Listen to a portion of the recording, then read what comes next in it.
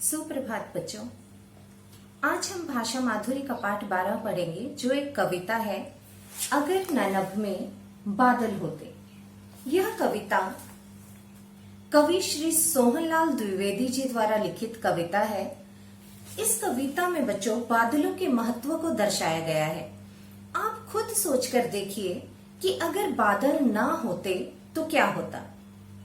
अगर बादल ना होते तो बारिश ना होती, खेतों को पानी ना मिल पाता, फसल ना उगती और मौसम भी कैसा होता, बहुत ही गर्म होता। अगर बारिश ना होती तो सारा जीवन अस्त व्यस्त हो जाता। पानी ना होने पर हम जीवन के बारे में सोच भी नहीं सकते हैं।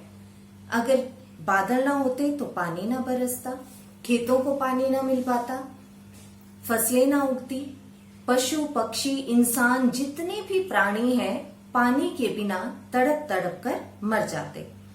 तो बच्चों, इस कविता में आपको यही सब बताया गया है कि अगर बादल ना होते तो पानी न होने पर क्या होता। आइए पढ़ते हैं कविता अगर ननभ में बादल होते। कि अगर नभ अर्थात आसमान, अगर आसमान में बादल ना होते तो आइए देखते हैं अगर आसमान में बादल ना होते तो क्या क्या होता। कौन सिंधु से जल भर लाता, उमड़ घुमड़ जग में बरसाता। इस पद्यांश में बादलों के महत्व को बताते हुए कहा गया है कि अगर आसमान में बादल ना होते तो कौन सागर से, सिंधु अर्थात सागर, तो कौन सागर से जल भर कर लाता। इतना सारा जल कौन सिंधु से, सागर से भर कर लाता। उमड़ घुमड़ जग में बरसाता, और फिर उस जल को, उस पानी को कौन बारिश के रूप में, उमड़ घुमड़ अर्थात बारिश के रूप में जग में, जग अर्थात संसार, और कौन उस बादल को, उस पानी को बारिश के रूप में संसार में बरसाता। गर्मी में तपखप दिन खोते, अगर ननभ में बादल होते। अगर नभ अर्थात आकाश, अगर आकाश में बादल ना होते तो क्या होता। गर्मी में तपखप दिन खोते, तो हमारे जो दिन हैं वो गर्मी में तपते हुए, तपखप अर्थात तपते हुए, तो हमारे जो दिन हैं वो गर्मी में तपते हुए ही बीतते। खोते मतलब बीतते। कैसे? अगर ननभ में बादल होते, अगर आकाश में बादल ना होते। दूसरा पद्यांश पढ़ते हैं। कभी न बिजली चमक दिखाती, दुनिया में क्या दमक दिखाती। कभी न बहते झरने सोते, अगर ननभ में बादल होते। अगर आसमान में बादल ना होते तो क्या क्या होता। कभी न बिजली चमक दिखाती, तो बिजली कभी भी अपनी चमक ना दिखा पाती, क्योंकि आकाश में बिजली कब चमकती है, जब बारिश होनी होती है। तो आकाश में आपने बिजली को चमकते हुए देखा होगा बहुत बार। तो क्या होता, अगर आकाश में बादल ना होते तो कभी ना बिजली चमक दिखाती, बिजली कभी भी अपनी चमक ना दिखा पाती। दुनिया में क्या दमक दिखाती, तो इस तरह दुनिया में वो कैसे अपनी दमक दिखाती। दमक अर्थात, दमक का अर्थ भी चमक होता है। दुनिया में कैसे फिर बिजली अपनी दमक या चमक को दिखा पाती। कभी न बहते झरने सोते, कभी न बहते झरने सोते, अगर ननभ में बादल होते। और अगर आसमान में बादल ना होते तो क्या होता। जो झरने हैं वो कभी भी ना बह पाते, कभी ना बहते, कभी भी ना बह पाते। झरने सोते, और कैसे, क्या लगता हमें कि झरने सो रहे हैं, वो सोते रहते, अर्थात कभी भी ना बह पाते अगर ननभ में बादल होते, अगर आसमान में बादल ना होते। तीसरा पद्यांश पढ़ते हैं। मोर न खुश हो शोर मचाते, मेंढक कभी न तान सुनाते। अब बच्चों, यहाँ पर पशु पक्षियों के बारे में बताया गया है कि अगर बादल ना होते तो इन पक्षियों के साथ भी क्या क्या होता। मोर न खुश हो शोर मचाते, आप सभी को मालूम है कि मोर कब नाचता है? जब वो बादलों को देखता है तो वो बहुत खुश हो जाता है और खुशी से नाचने लगता है। तो अगर बादल ना होते तो क्या होता? मोर भी ना नाचता, मोर ना खुश हो शोर मचाते। अगर बादल ना होते तो मोर भी कभी खुश होकर शोर ना मचा पाते, क्योंकि मोर सबसे ज्यादा खुश बादलों को देखकर होता है। और अगर बादल ना होते तो मोर कभी खुश नहीं होता और कभी शोर ना मचा पाता। मेंढक कभी ना तान सुनाते, बादल ना होने के कारण बारिश ना होती, और जो मेंढक है वो भी कभी अपनी तान ना सुनाते। तान अर्थात मेंढक जो है वो बारिश होने पर क्या करते हैं? टर टर करते हैं। आपने सभी ने उनकी आवाज सुनी होगी। जब बारिश होती है तो खूब सारे मेंढक निकल आते हैं और टर टर करने लगते हैं। लेकिन अगर बारिश ना होती, बादल ना होते, तो मेंढक भी कभी अपनी टर टर वाली आवाज ना सुना पाते। प्यासों मरती चिड़िया तोते, और बादल ना होने पर बारिश ना होती तो क्या होता? जो चिड़िया तोते हैं, पक्षी हैं, वो क्या करते? प्यासे ही मर जाते, क्योंकि पानी की जरूरत तो सभी को होती है। तो चिड़िया तोते जितने भी पक्षी हैं वो बिना बादलों के, बिना पानी के प्यासे ही मर जाते। अगर न नभ में बादल होते, अगर आकाश में बादल ना होते, क्योंकि बादल होंगे तभी तो क्या होगी? बारिश होगी। और अगर बादल ना होंगे तो बारिश भी नहीं होगी और हमारा जीवन क्या हो जाएगा? अस्त व्यस्त हो जाएगा। सभी प्राणी अर्थात पशु पक्षी, इंसान, जितने भी लोग हैं वो क्या हो जाएंगे? गर्मी से बेहाल हो जाएंगे और अपने प्राण त्याग देंगे, पानी के बिना मर जाएंगे। तो आइए अगला पद्यांश पढ़ते हैं।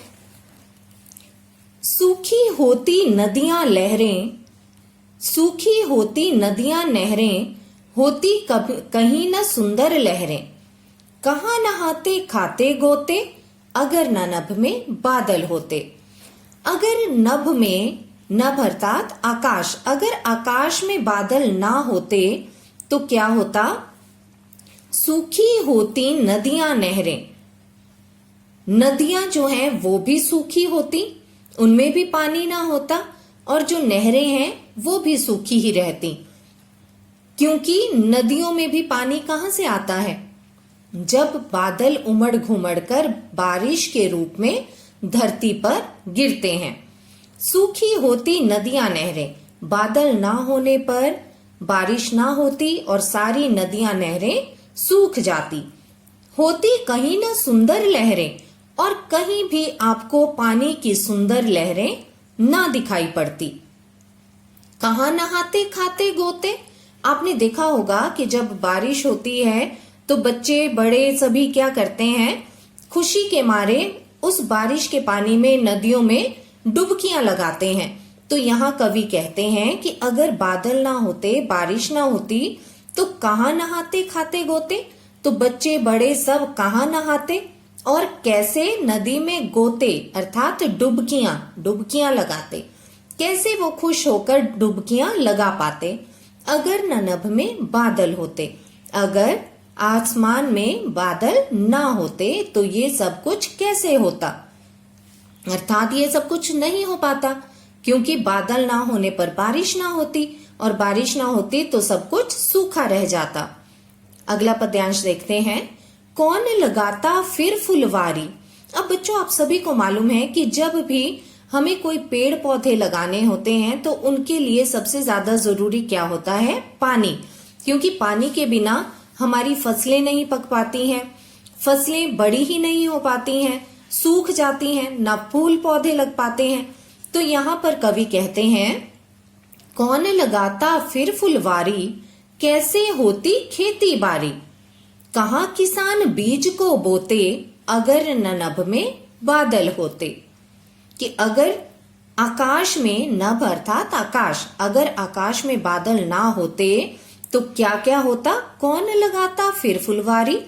अगर आसमान में बादल ना होते तो कौन फूलों की, फुलवारी अर्थात फूलों की वाटिका, जहां पर खूब सारे फूल लगाए जाते हैं, अगर बादल ना होते तो कौन फुलवारी लगाता, फूलों की वाटिका लगाता, क्योंकि फूलों के लिए क्या जरूरी है, पौधों के लिए क्या जरूरी है, पानी जरूरी है।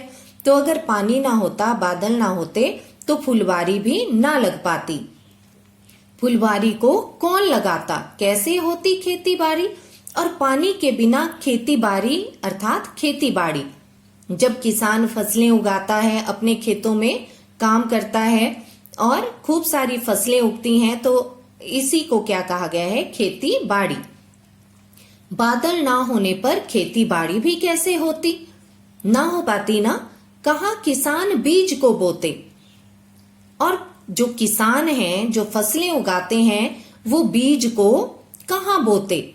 यहाँ बेटा आपकी किताब में बोते को बाते लिखा गया है, तो यहाँ पर ओ की मात्रा लगा लीजिए और यहाँ पर बा का बो बना लीजिए। कहाँ किसान बीज को बोते।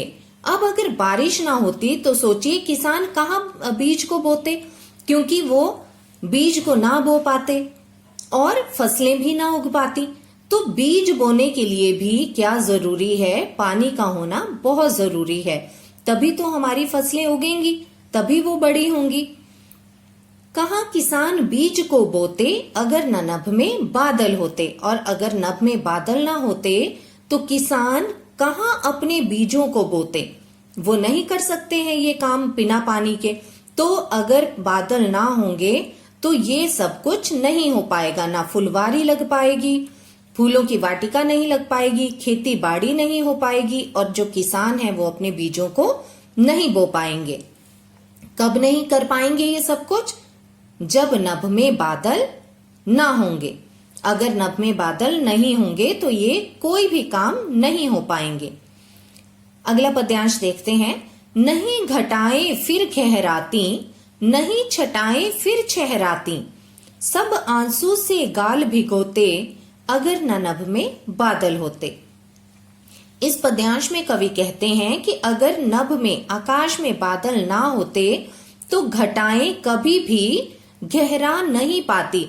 अर्थात घटाएं का अर्थ क्या होता है, जब बादल बरसते हैं, बादल छाते हैं आसमान पर, तो क्या होता है, ऐसे लगता है कि सारा आसमान उन्हीं से भर गया है और चारों तरफ बादलों की घटाएं छा गई हैं, बादल ही बादल छा गए हैं। लेकिन अगर आसमान में बादल ही ना होते तो घटाएं भी ना गहरा पाती। गहराना का अर्थ होता है घना होना, गहराना मतलब घना। तो घटाएं जो हैं वो घनी ना हो पाती, और नहीं छटाएं फिर छहराती, और चारों तरफ जो छटाएं हैं मतलब जो प्रकृति है वो सुंदर नहीं दिख पाती। सब आंसू से गाल भिगोते अगर न नभ में बादल होते। अगर आकाश में बादल ना होते तो क्या होता, सब आंसू से गाल भिगोते, तो पानी नहीं मिल पाता और सबको अपने गाल कैसे भिगोने पड़ते, आंसुओं से। अर्थात सबको एक तो रोना पड़ता, और दूसरा इसका अर्थ ऐसे भी लिया जा सकता है कि हमारे पास अपने गाल भिगोने के लिए भी पानी ना होता, वो भी किससे भिगोने पड़ते, आंसुओं से, और सभी को रोना पड़ता। आइए अगला पद्यांश देखते हैं। जाड़ा आता यहाँ बेटा गर्ती लिखा है, यहाँ होगा गर्मी, तो आप भी इसे ठीक कर लीजिए। जाड़ा आता गर्मी आती, पर वर्षा ऋतु नहीं दिखाती, हम रिमझिम बूंदों को रोते अगर न नभ में बादल होते। अब अगर आसमान में बादल ना होते तो और क्या होता, जाड़ा आता। जाड़ा क्या होता है, जाड़ा होता है सर्दी, सर्दी का मौसम। तो अगर बादल ना होते तो क्या होता, जाड़ा भी आता मतलब सर्दी भी आती, गर्मी आती, गर्मी भी आती, गर्मी का मौसम भी आता, पर वर्षा ऋतु नहीं दिखाती। लेकिन वर्षा ऋतु ना हो पाती, मतलब बारिश ना हो पाती। अब आपको मालूम है ना कि जुलाई महीने में कितनी बारिश होती है ना, तो वो कौन सा महीना होता है, बरसात का महीना, जब बहुत ज्यादा बारिश होती है, जुलाई अगस्त में। तो क्या होता अगर बादल ना होते, सर्दी भी आती, जाड़ा भी आता, गर्मी भी आती, लेकिन वर्षा ऋतु अर्थात बारिश का मौसम हमें कहीं नहीं दिखाई देता। हम रिमझिम बूंदों को रोते। और ऐसे में हम बारिश की बूंदों के लिए क्या करते, तरस जाते और रोने लगते, क्योंकि बारिश बहुत जरूरी है। तो अगर बादल ना होते तो हम क्या करते, रिमझिम बूंदों, जब बारिश की बूंदें गिरती हैं ना रिमझिम करती हुई, तो कितनी सुंदर लगती हैं, तो हम उन रिमझिम करती बूंदों के लिए रोते, अर्थात हमें उन बूंदों के लिए भी तरसना पड़ता, रोना पड़ता, और इस तरह हमारा जीवन बीत जाता अगर न नभ में बादल होते, अगर आसमान में बादल ना होते। तो बच्चों, इस कविता में सोहनलाल द्विवेदी जी ने बादलों के महत्व को बहुत सुंदरता के साथ दर्शाया है। आप सभी इस कविता को पढ़ेंगे, कविता पाठ करेंगे, और जितने भी मैंने शब्द रेखांकित किए हैं आप भी उनको रेखांकित करेंगे और उनके नीचे उनके अर्थ को लिखेंगे। धन्यवाद।